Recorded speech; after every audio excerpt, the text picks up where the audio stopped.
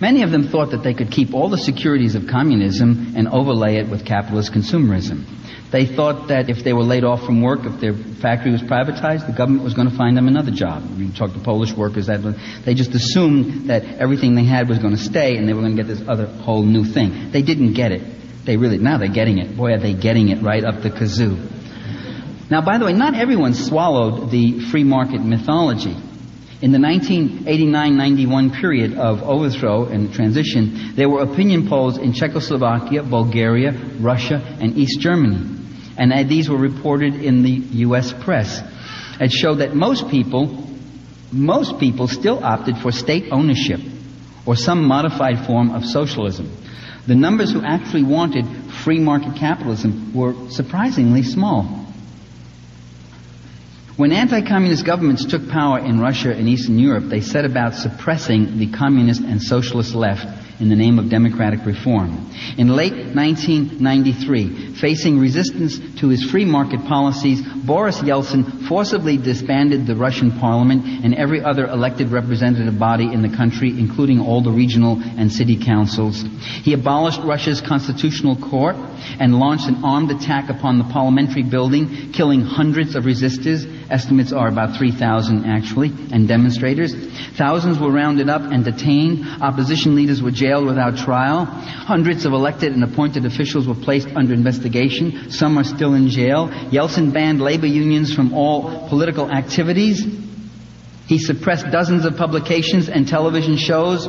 He exercised monopoly control over all broadcast media. He outlawed 15 political parties. He rewrote the Constitution, giving the executive nearly absolute power over legislation. For these crimes, he was treated as a defender of democracy and reform by U.S. leaders and the media.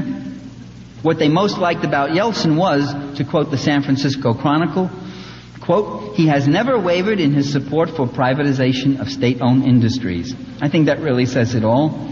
In the various Eastern European countries, Marxists were purged from all public employment. Communist Party assets acquired and paid for by party members were arbitrarily confiscated. The same in Germany, in Russia, in the Czech Republic. Václav Havel seized the properties of the Socialist Union of Youth. These included campsites, recreation halls, and cultural and scientific facilities for children. These were liquidated and put under the management of joint stock companies at the expense of the youth who were left to roam the streets. In Russia, Boris Yeltsin twice suspended the Communist Party newspaper Pravda.